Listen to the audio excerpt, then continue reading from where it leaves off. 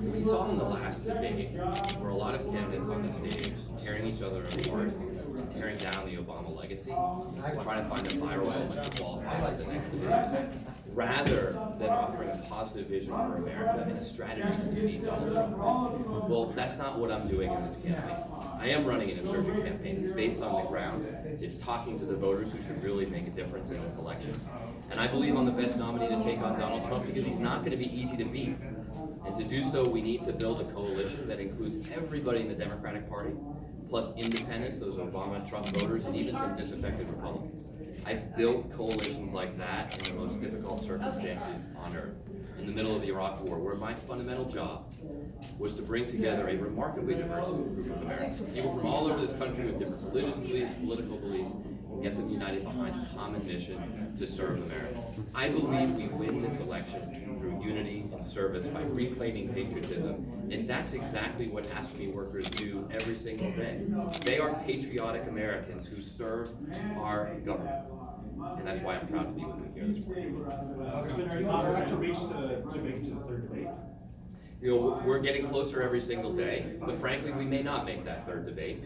I don't think that debates held this far out, 6 months out from voting, should be deciding who the best nominee is to take on Donald Trump. I don't think that the Democratic National Committee in Washington has set up a system that is effective in choosing that best nominee.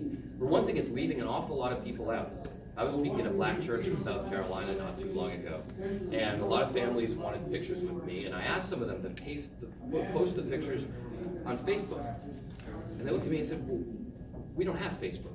A lot of people in America don't even have internet access. And don't tell me that black voters in South Carolina aren't an important part of the Democratic coalition, but they do not have a voice in this Democratic primary process to select who goes to the debate. Congressman, would you consider prosecuting the heads of the big pharma companies that have pushed opioids kind of across the nation? Absolutely. Absolutely. I think we need to go after the heads of the pharma companies much more aggressively. They knew what was going on, or else they had no clue how to manage their business. The fact that these companies were selling such extraordinary numbers of opioids to small communities across America, I mean thousands of pills per person, just shows the gross negligence at the highest corporate levels of the pharma industry, and we have to hold them accountable. And frankly, we should use that money to help pay for treatment, just like we use the money from the tobacco companies to help address the effects of the harmful effects of smoking. Congressman, there was a nominee for the vice chair to go to chief of staff that was accused of sexual assault by Army colonel. As president, what would you do to address sexual assault in the military? I would do exactly what I've done in Congress as a member of the Armed Services Committee, which is support fundamental reforms to make sure that every voice is heard, that every case gets fairly adjudicated. And we're not there yet in the military, but that's why we continue to work on these reforms.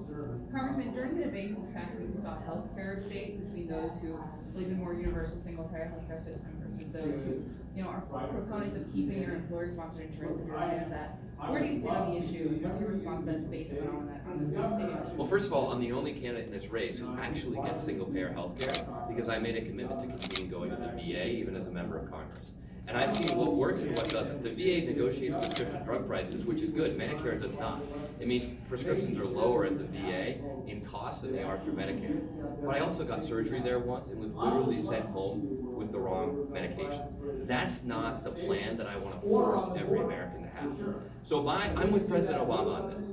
I want to make sure every American has good, affordable health care, but to get there, we should have a public option that competes with private plans. And you know what? If that public option outcompetes the private plans and they go out of business, then so be it. But let's get there by lowering prices through competition for everybody. That's the kind of health care plan that President Obama envisioned. That's where I am, and that's what I would fight for as the next president. Thanks, guys. Thanks very much.